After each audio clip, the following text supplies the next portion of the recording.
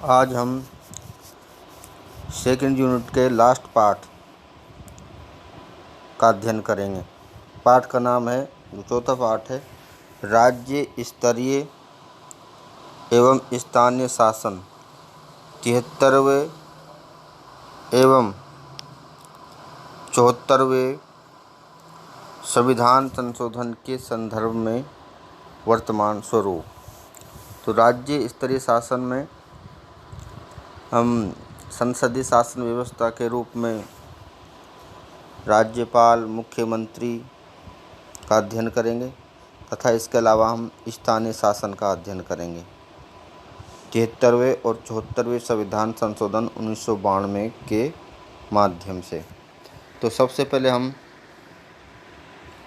राज्य प्रशासन की बात करते हैं। तो आपको विदित होना चाहिए कि भारत में आपको होता है, भारत एक संप्रभुता यानी संपूर्ण प्रभुत्व, आंतरिक और बाहरी दोनों दृष्टियों से स्वतंत्र देश है। समाजवादी राज्य है, जो आपको पहले बता दिया, धर्मनिरपेक्ष देश है और लोकतांत्रिक गणराज्य है, जो एकात्मक सुविधाओं के साथ संरचना में संघ है। तो तीसरे पार्ट में हमने बताया था कि भारतीय संघ का ढांचा तो संघात्मक है, लेकिन उसकी आत्मा एकात्मक है, देश की एकता और अखंडता को बनाए रखने के लिए। तो भारत में संघ के साथ साथ राज्यों में भी संसदीय शासन व्यवस्था को अपनाया गया है। और आपको पता है कि संसदीय शासन व्यवस्था में दोहरी कार्यपालिका होती है। कौन सी कार्यपालिका होती है? संसदीय शासन व्यवस्था में दोहरी कार्यपालिका होती है, डबल होती है, नाम मात्र की और वास्तविक। नाम मात्र की और वास्तविक। तो नाम मात्र की जो संघीय कार्यपालिका है संघ की, वो तो राष्ट्रपति में निहित होती है। किस में निहित होती है? राष्ट्रपति में। और जो वास्तविक कार्यपालिका है वो किस में निहित होती है? प्रधानमंत्री में और कैबिनेट मंत्रिपरिषद में। उसी प्रकार से भारत में संघ के साथ साथ राज्यों में भी राष्ट्रपति यानी संसदीय शासन व्यवस्था को अपनाया राज्यों में। तो राज्यों में भी दोहरी कार्यपालिका होगी। तो इसमें राज्य का जो संवैधानिक प्रमुख होगा वो कौन होगा? राज्यपाल होगा। जो स्थान राष्ट्रपति का है वही राज्य में किसका है? राज्यपाल का। तथा जो स्थान प्रधानमंत्री और मंत्रिपरिषद का है वही राज्य में है मुख्यमंत्री यानी चीफ मिनिस्टर और मंत्रिपरिषद का। तो सीधी सीधी बात आपको ये समझानी है कि संघ में नाम मात्र की कार्यपालिका प्रधानमंत्री और मंत्रिपरिषद में तथा नाम मात्र की कार्यपालिका राष्ट्रपति में निहित होती है। उसी प्रकार से राज्य की जो नाम मात्र की कार्यपालिका है वह राज्यपाल में, और जो दूसरी वास्तविक कार्यपालिका है राज्य की वह मुख्यमंत्री और मंत्रिपरिषद में निहित होती है। इसका उल्लेख यहाँ पर किया गया है। देश के संवैधानिक प्रमुख, जिसको संवैधानिक प्रमुख बोलते हैं, वैधानिक प्रधान भी बोलते हैं, राष्ट्र अध्यक्ष भी बोलते हैं, मैंने आपको पहले बताया, राज्य अध्यक्ष भी बोलते हैं। राष्ट्रपति के परामर्श हेतु एक मंत्रिपरिषद होती है, जो आर्टिकल आपको पता है 74 में कहा गया है। अनुच्छेद 74 में कहा गया है कि राष्ट्रपति को कार्यों में सलाह देने के लिए एक मंत्रिपरिषद होगी, अनुच्छेद 74 में, और जिसका प्रमुख देश का प्रधानमंत्री होता है। इसी प्रकार राज्य में राज्यपाल के परामर्श हेतु एक मंत्रिपरिषद होगी और जिसका प्रमुख कौन होगा? मुख्यमंत्री होगा। इस प्रकार संसदीय शासन व्यवस्था, भारत में जिस संसदीय शासन प्रणाली को केंद्र में अपनाया गया है उसी भांति राज्यों में भी संसदीय शासन प्रणाली को अपनाया गया है। केंद्र के समान राज्य में भी इस तरह की व्यवस्था प्रचलित है कि एक औपचारिक यानी नाम मात्र की और दूसरी वास्तविक कार्यपालिका होती है। जिस प्रकार केंद्र में वास्तविक कार्यपालिका प्रधानमंत्री होता है, उसी प्रकार राज्य में वास्तविक कार्यपालिका मुख्यमंत्री में निहित होती है। और जिस प्रकार से राज्य में संवैधानिक प्रमुख राज्यपाल होता है और केंद्र में कौन होता है? राष्ट्रपति होता है। राज्य का नाम मात्र का कार्यपालक होता है कौन? राज्यपाल होता है। तो ये प्रश्न मैंने आपको तुलनात्मक रूप से बताया था कि आपकी संघ में संसदीय शासन व्यवस्था को अपनाया है तो दोहरी कार्यपालिका है, नाम मात्र की और वास्तविक। नाम मात्र की राष्ट्रपति में निहित है और वास्तविक प्रधानमंत्री और मंत्रिपरिषद में निहित है। उसी प्रकार राज्यों में भी संसदीय शासन व्यवस्था को अपनाया गया है, इसलिए राज्य में भी दोहरी कार्यपालिका होती है। तो राज्य का जो संवैधानिक प्रमुख होता है राज्यपाल होता है, जिसको नाम मात्र की कार्यपालिका बोलते हैं राज्य की, और वास्तविक कार्यपालिका मुख्यमंत्री और मंत्रिपरिषद में निहित होता है। क्योंकि आपको बताइए, जिस प्रकार मैंने आपको बताया कि अनुच्छेद 74 के अंतर्गत कहा गया है कि राष्ट्रपति को कार्यों में सलाह देने के लिए एक मंत्रिपरिषद होगी, जिसका मुखिया कौन होगा? प्रधानमंत्री। उसी प्रकार से अनुच्छेद 163 के अंतर्गत कहा गया है कि राज्यपाल को सलाह देने के लिए एक मंत्रिपरिषद होगी, जिसका मुखिया कौन होगा? मुख्यमंत्री होगा। यह अनुच्छेद 163 के अंतर्गत प्रावधान किया गया है। तो ये आपसे प्रश्न पूछा जा सकता है कि राज्य का संवैधानिक प्रमुख कौन होगा? तो क्या आएगा? राज्यपाल।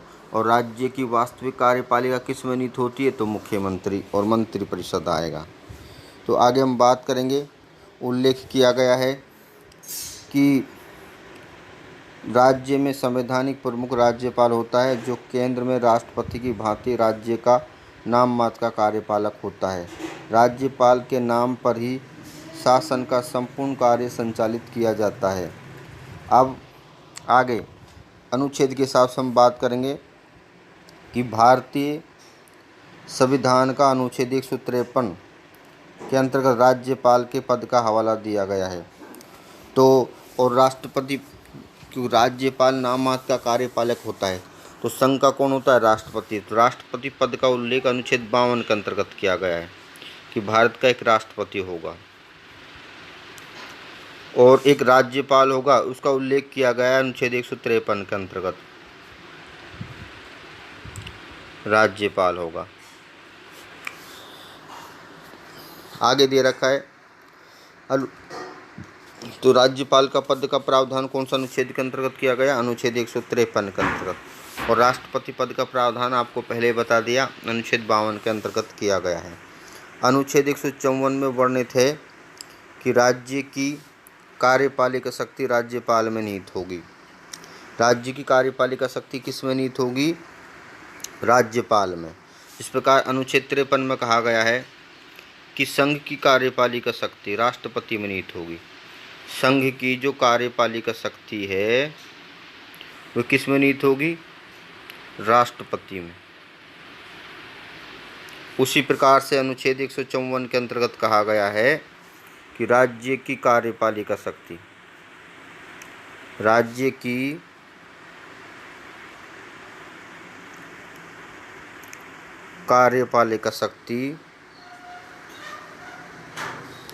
राज्यपाल में निहित होगी। किस में निहित होगी? राज्यपाल में। ये एक अनुच्छेद 154 के अंतर्गत इसका प्रावधान किया गया है और संघ में किया गया अनुच्छेद 53 के अंतर्गत, जो मैं आपको तुलनात्मक अंतर भी साथ साथ बता रहा हूँ। उसके बाद अब हम राज्यपाल की नियुक्ति की बात करेंगे। अनुच्छेद 155 के अंतर्गत भारत का राष्ट्रपति राज्य के राज्यपाल को नियुक्त करता है। तो राज्यपाल की नियुक्ति कौन करता है? राष्ट्रपति करता है। तो ये प्रश्न आपसे पूछा जा सकता है, इम्पोर्टेंट प्रश्न है कि राज्य के राज्यपाल की नियुक्ति किसके द्वारा की जाती है? तो राष्ट्रपति के द्वारा की जाती है। जब मैंने आपको राष्ट्रपति की कार्यपालिका शक्ति समझाई थी तो उस समय आपको मैंने बताया था महत्वपूर्ण नियुक्तियों में मैंने आपको बताया कि राष्ट्रपति विभिन्न राज्यों के राज्यपालों की नियुक्ति भी करता है। तो अनुच्छेद 155 के अंतर्गत राष्ट्रपति राज्यपाल की नियुक्ति करता है। उसके बाद हम आगे बात करेंगे कि राज्यपाल की नियुक्ति हो गई। तो राज्यपाल से आगे की बात दे रखिए कि राज्यपाल विधानसभा में बहुमत दल के नेता को मुख्यमंत्री नियुक्त करता है, अनुच्छेद 164 के अंतर्गत। किसके अंतर्गत? अनुच्छेद 164 के अंतर्गत, अनुच्छेद 164 के अंतर्गत। जिस प्रकार मैंने आपको बताया था कि अनुच्छेद 74 के अनुच्छेद 75 के अंतर्गत प्रावधान किया गया है। क्या प्रावधान किया गया है? कि लोकसभा में बहुमत प्राप्त दल के नेता को, लोकसभा में तुलनात्मक अंतर बता रहा हूँ, केंद्र का बहुमत प्राप्त दल के नेता को प्रधानमंत्री नियुक्त किया जाता है।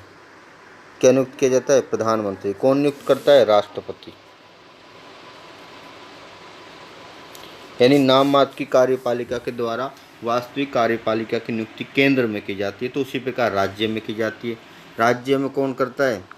राज्य में करता है राज्यपाल। किसकी नियुक्ति? मुख्यमंत्री की नियुक्ति। तो ये दे रखा है अनुच्छेद 164 के अंतर्गत कि राज्यपाल, अनुच्छेद भी नोट कर लेंगे, राज्यपाल विधानसभा में बहुमत दल के नेता, वहाँ लोकसभा आएगा तो यहाँ क्या आ जाएगा? विधानसभा में बहुमत प्राप्त दल के नेता को मुख्यमंत्री नियुक्त करता है। केंद्र की भांति राज्यपाल के प्रशासनिक ढांचे को विभागों में विभाजित किया जाता है, क्योंकि सारा काम राज्यपाल के नाम से होता है। तो राज्यपाल की कार्यपालिका शक्तियों में निहित होता है कि राज्यपाल मंत्रियों की नियुक्ति करता है, उनके मध्य विभागों का बंटवारा करता है। तो एक विभागों का बंटवारा हो गया। एक सरकारी विभाग अपनी प्रशासनिक संरचना का सबसे बड़ा उपसंभाग होता है। विभाग का, अब आपको पता है विभागों में बांट दिया जाता है। तो प्रत्येक विभाग के दो प्रमुख होते हैं। विभाग के दो प्रमुख होते हैं। एक तो होता है राजनीतिक प्रमुख जो सामान्यतः कैबिनेट मंत्री होता है। कौन सा मंत्री होता है? कैबिनेट मंत्री होता है। और दूसरे होते हैं प्रशासनिक प्रमुख होते हैं, जिनको हम इनके क्या बोलते हैं? सचिव बोलते हैं। तो ये होते हैं प्रशासनिक अधिकारी। कौन होते हैं? प्रशासनिक अधिकारी होते हैं कि जो ये राजनीतिक प्रमुख जितनी भी नीतियाँ निर्धारित करते हैं, जो निर्णय करते हैं, उनको लागू कौन करता है? ये प्रशासनिक पदाधिकारी करते हैं। यानी मंत्री की जगह कौन होंगे? IAS ऑफिसर होते हैं। कौन होते हैं? IAS ऑफिसर होते हैं। इसमें दे भी रखा है कि एक सरकारी विभाग अपनी प्रशासनिक संरचना का सबसे बड़ा उपसंभाग होता है, क्योंकि विभाग का मुखिया राजनीतिक प्रमुख होता है तथा उसको परामर्श और तकनीकी सहायता देने के लिए, यानी उनको लागू करने के लिए प्रशासनिक अधिकारी नियुक्त किए जाते हैं, जो सामान्यतः IAS ऑफिसर होते हैं या सीनियर RAS ऑफिसर होता है। वह नीतियों के क्रियान्वयन के लिए जिम्मेदार होते हैं। अर्थात एक राजनीतिक प्रमुख के द्वारा जो निर्णय लिया जाता है, उन निर्णयों को लागू करने की जिम्मेदारी आपको पता है कि प्रशासनिक अधिकारियों की होती है। उसके बाद भारत के संविधान में आपको पहले पार्ट के अंतर्गत बताया था कि संघ राज्य शब्द का प्रयोग नहीं किया गया। उसकी जगह क्या शब्द का प्रयोग किया गया? संघ की जगह राज्यों का संघ शब्द का प्रयोग किया गया है। अब ये प्रश्न आपसे पूछा जा सकता है कि भारतीय संविधान में राज्यों का संघ शब्द का प्रयोग किस बात की ओर संकेत करता है? तो किस बात की ओर इंगित करता है? तो इसमें दे रखा है कि भारत में राज्य प्रशासन स्वायत्तता के बावजूद राष्ट्रीय धारा के विपरीत नहीं जा सकता। अर्थात आपको पता है कि राज्यों को राज्य सूची के अंतर्गत कानून बनाने का और उनको लागू करने का निर्णय प्रदान किया गया है कि संघीय शासन में राज्य सरकार का स्वतंत्र अस्तित्व है, लेकिन स्वायत्तता के बावजूद, आत्मनिर्भर होने के बावजूद आपको पता है ये राष्ट्रीय धारा के विपरीत नहीं जा सकते, भारतीय संघ से अलग होने का दावा नहीं कर सकते। तो आपसे प्रश्न पूछा जा सकता है कि भारतीय संविधान में राज्यों का संघ शब्द किस की बात की ओर संकेत करता है? तो ये संकेत करता है कि भारत में राज्य प्रशासन स्वायत्तता के बावजूद राष्ट्रीय धारा के विपरीत नहीं जा सकते। ये बड़ा इम्पोर्टेंट प्रश्न है। उसके बाद हम देखेंगे कि अब जिससे पहले हम बात करेंगे केंद्रीय प्रशासन होता है। केंद्रीय प्रशासन तो केंद्रीय प्रशासन को विभिन्न विभागों में बांट दिया जाता है। तो केंद्र सरकार हो गई, इसके अधीन हो गई बाद में राज्य प्रशासन। तो राज्य प्रशासन को विभिन्न विभागों में बांट दिया जाता है, राज्य प्रशासन। उसी प्रकार से आपको पता है जिला प्रशासन होता है। कौन सा प्रशासन होता है? जिला प्रशासन।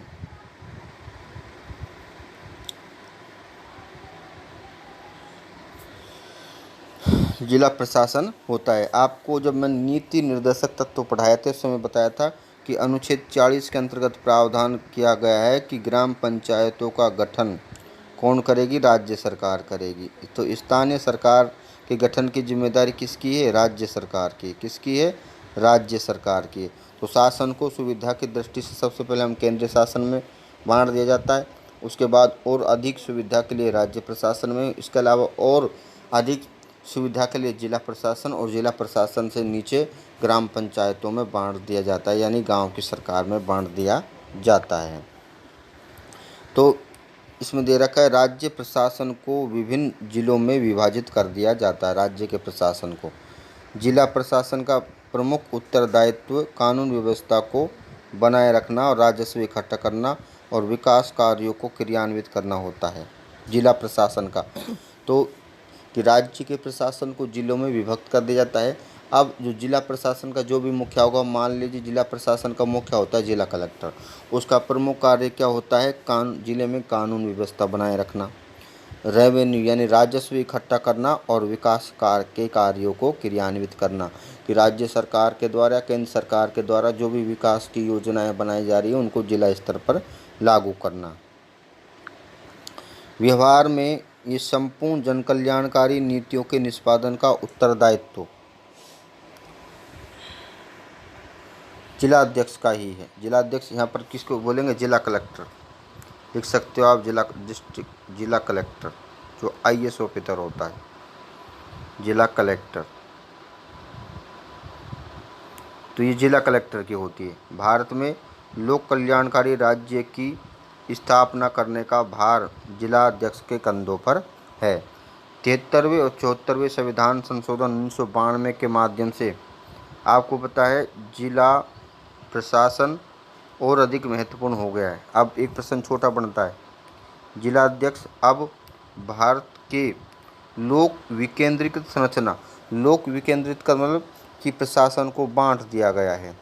जैसे मैंने आपको बताया कि केंद्रीय प्रशासन, उसके बाद राज्य प्रशासन, फिर राज्य प्रशासन को जिला प्रशासन में बांट दिया गया है। तो और उसके बाद नीचे स्थानीय सरकार है।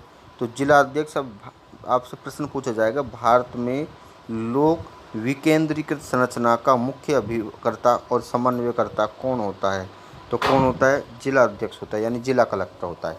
तो आप जिलाध्यक्ष लिख के ब्रैकेट में क्या लिख सकते हो? जिला कलेक्टर लिख सकते हो। ये प्रश्न बनता है। इसके अलावा एक प्रश्न और बनता है कि स्थानीय स्वशासन, जिसको लोकल सेल्फ गवर्नमेंट बोलेंगे, जो ग्राम स्तर पर ग्राम पंचायत, खंड स्तर पर पंचायत समिति, जिला स्तर पर जिला परिषद होता है।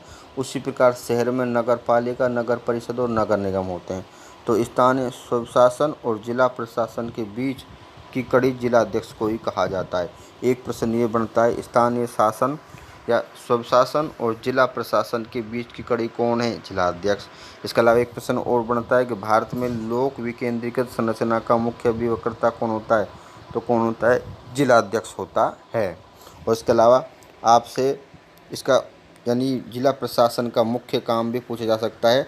तो जिला प्रशासन का जो प्रमुख, जिला कलेक्टर ही होता है, जिलाध्यक्ष होता है, उसका प्रमुख काम होता है कानून व्यवस्था को बनाए रखना, राजस्व इकट्ठा करना और विकास कार्यों को क्रियान्वित करना।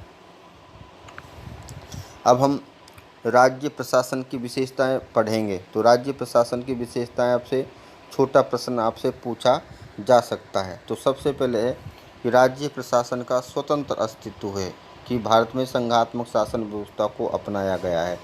तो राज्य का अलग प्रशासन होता है। तो आपको बताया कि अनुच्छेद 246 के अंतर्गत, और 7वीं अनुसूची आपको बताई थी, तो उसमें आपको बताया था कि 66 विषयों पर कानून बनाने का अधिकार राज्य सूची पर किसको दिया गया? राज्य के विधानमंडलों को, यानी राज्य सरकार को दिया गया है। इस प्रकार हम कह सकते हैं कि संविधान में राज्य प्रशासन का स्वतंत्र अस्तित्व है। उसके बाद पृथक संविधान का अभाव है। पृथक संविधान के अभाव का तात्पर्य ये है कि केंद्र और राज्यों के लिए एक ही संविधान को अपनाया गया है, यानी राज्यों का अलग संविधान नहीं है। उसके बाद तीसरा इम्पोर्टेंट है आपातकाल में केंद्रीय प्रशासन के अधीन। आपातकाल में जब अनुच्छेद 352 या 356 और 360 तीन प्रावधानों का उल्लेख किया गया है। जब आपातकाल 352 के अंतर्गत आपको होता है राष्ट्रीय आपातकाल लगता है, 356 के अंतर्गत राष्ट्रपति शासन लगता है और 360 के अंतर्गत वित्तीय आपातकाल लगता है। तो आपातकाल की स्थिति में राज्य सरकार की शक्तियों को सीमित कर दिया जाता है, राज्य सरकार को निलंबित कर दिया जाता है। तो आपातकाल में पूरा प्रशासन आपको होता है राष्ट्रपति के अधीन संचालित होता है, तो राज्य का शासन केंद्र प्रशासन के अधीन आ जाता है, इसलिए आपातकाल में केंद्र प्रशासन के अधीन। तो राज्य का केंद्र पर निर्भरता होती है। आर्थिक दृष्टि से भी राज्य प्रशासन विकास का घोतक होता है कि राज्य स्तर पर विकास का प्रमुख जिम्मेदारी आपको होता है राज्य प्रशासन की होती है। ये जन सहभागिता पर आधारित होता है, क्योंकि जनता के द्वारा चुने हुए पदाधिकारी का आपको पता है, चाहे राजनीतिक पदाधिकारी प्रमुख होते हैं, वे कार्य करते हैं, सरकार बनती है। उसके बाद जितने भी आपको होता है राजनीतिक प्रमुख और प्रशासनिक प्रमुख बताए, ये सचिवालय में बैठते हैं। नीतियाँ कौन निर्धारित करते हैं? राजनीतिक प्रमुख। और उनको लागू कौन करता है? सचिवालय में प्रशासनिक अधिकारी। इसलिए ये एक साथ बैठते हैं, इसलिए कहते हैं सचिवालय राज्य प्रशासन की धुरी होता है। तो ये प्रश्न पूछा जा सकता है, राज्य प्रशासन की धुरी कौन होता है? सचिवालय होता है। इसके अलावा प्रमुख प्रशासकों का अखिल भारतीय सेवाओं से चयनित होकर आना। जिला कलेक्टर होता है, सुप्रिटेंडेंट ऑफ पुलिस जिसका कानून व्यवस्था बनाए रखने की जिम्मेदारी होती है। तो एसपी होता है जिसको अखिल भारतीय सेवाएं, जैसे आईएएस ऑफिसर है, आईपीएस ऑफिसर हैं, आईसीएस ऑफिसर हैं, ये सारी अखिल भारतीय सेवाएं हैं जिनकी आपको होता है जिनका चयन यूपीएससी संघ लोक सेवा आयोग यूनियन पब्लिक सर्विस कमीशन के द्वारा किया जाता है। और ये केंद्र के पदाधिकारी होते हैं लेकिन राज्य स्तर पर काम करते हैं और राज्य प्रशासन के द्वारा ही इनको वेतन भत्ते दिए जाते हैं, इसलिए केंद्र की पकड़ होती है राज्य प्रशासन पर। इसके अलावा एक इम्पोर्टेंट प्रश्न और है, राज्यपाल राज्य में राष्ट्रपति का या केंद्र का अभिकर्ता होता है, ये सभी पूछ सकते हैं, या राष्ट्रपति का प्रतिनिधि होता है। आपसे ये सब प्रश्न पूछा जा सकता है, केंद्र का अभिकर्ता कौन? राज्य में केंद्र का अभिकर्ता तो राज्यपाल होता है। केंद्र का एजेंट, अभिकर्ता का मतलब होता है एजेंट, केंद्र का अभिकर्ता। केंद्र का अभिकर्ता कौन होता है? राज्य में राज्यपाल होता है, जिसको राष्ट्रपति का प्रतिनिधि बोलते हैं। इसकी नियुक्ति राष्ट्रपति के द्वारा की जाती है। इसके अलावा स्थानीय प्रशासन राज्य प्रशासन के अधीन होता है। स्थानीय शासन की बात करेंगे क्योंकि मैंने आपको अनुच्छेद 40 अभी बताया था, तो ये राज्य सरकार करती है गठन। स्थानीय सरकार जिसमें ग्रामीण और शहरी सरकार, उसको थोड़ा सा भी आपको समझा देता हूँ। जैसे स्थानीय शासन बोलेंगे, स्थानीय शासन, स्थानीय शासन बोलते हैं, स्थानीय स्वशासन भी बोलते हैं इसको। स्थानीय शासन को दो भागों में बांटते हैं, ग्रामीण और नगरीय। ग्रामीण स्थानीय शासन और शहरी, शहरी को नगर भी बोलते हैं, नगरीय शहरी शासन। तो ग्रामीण में 3 होते हैं। ग्रामीण स्तर पर होती है ग्राम पंचायत, मैंने आपको पहले ही बताया, ग्राम पंचायत। उसके बाद खंड स्तर पर होती है पंचायत समिति,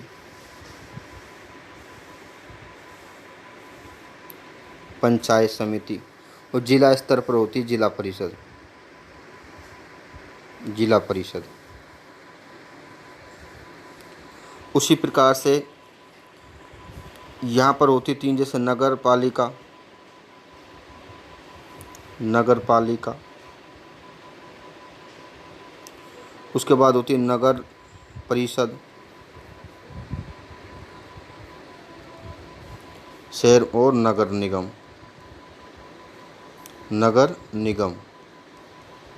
तो 2 भागों में बांटा है स्थानीय शासन। तो ये स्थानीय शासन किसके अधीन काम करता है? राज्य शासन के अधीन, राज्य प्रशासन के अधीन, क्योंकि इनकी संस्थाओं के चुनाव सभी स्थानीय यानी स्थानीय शासन का पूरी बागडोर राज्य प्रशासन के हाथ में है, इनका चुनाव कराना, ठीक है ना।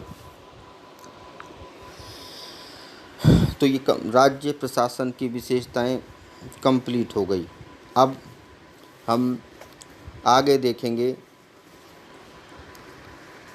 कि राज्य का संवैधानिक प्रधान। राज्य का संवैधानिक प्रधान कौन होता है? तो आपको पता है राज्य का संवैधानिक प्रधान कौन होता है? राज्यपाल होता है। ये आपको बता दिया, राज्यपाल होता है। केंद्र में होता है राष्ट्रपति।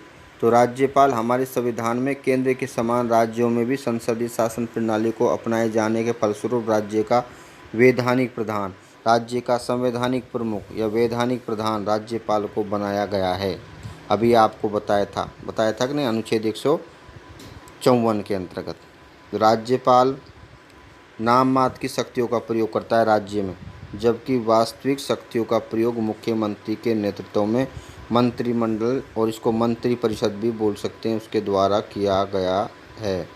क्योंकि मंत्री परिषद मूल संविधान का है, मंत्रिमंडल बाद में जोड़ा गया था। तो राज्य का जो संवैधानिक प्रधान या वैधानिक प्रमुख होता है वह राज्यपाल होता है। अब हम राज्यपाल की स्थिति का अध्ययन करेंगे, क्योंकि राज्यपाल नाम मात्र की कार्यपालिका होता है। राज्यपाल की भूमिका औपचारिकता केवल नाम मात्र तक, जो क्योंकि नाम मात्र की कार्यपालिका है, तक सीमित है, किंतु परिस्थितियां बदल गई हैं तो इसका पद शक्तिशाली और गरिमामय हो गया।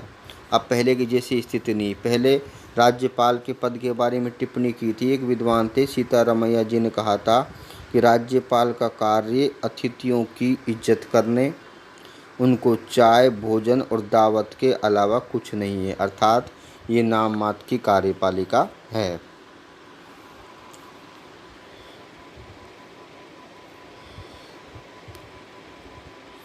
उसके बाद हम बात करेंगे कि संघीय सरकार के समरूप राज्य में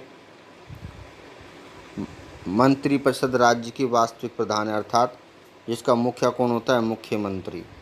और इस पद का उल्लेख अनुच्छेद 163 के अंतर्गत किया गया, जो मैंने आपको पहले बताया। अनुच्छेद 163 के अंतर्गत प्रावधान किया गया जिन बातों में, क्योंकि हमने नाम मात्र की कार्यपालिका के बारे में पढ़ लिया कि अनुच्छेद 153 के अंतर्गत राज्य का जो वैधानिक प्रमुख होता है वह राज्यपाल होता है। 153 में कहा है कि राज्यपाल पद का हवाला दिया गया है। 154 में कहा गया कि राज्यपाल में राज्य की जो शक्तियाँ निहित होती हैं, ठीक है ना, अनुच्छेद 154 में। और अनुच्छेद 155 में बताया कि राज्यपाल की नियुक्ति राष्ट्रपति के द्वारा की जाती है। तो ये नाम मात्र की हो गई। वह वास्तविक की बात करें, जिन बातों में संविधान द्वारा या संविधान के अधीन राज्यपाल से अपेक्षा की जाती है कि वे अपने कार्यों को अपने विवेक से करें, तो यहाँ जिन कार्यों जो विवेक की बात है, विवेक में तो आपको पता है राज्यपाल खुद की विवेक से ही काम करता है। उन बातों को छोड़कर राज्यपाल को अपने कृत्यों यानी कार्यों का प्रयोग करने में सहायता सलाह देने के लिए एक मंत्री परिषद होगी, जिसका प्रधान कौन होगा? मुख्यमंत्री।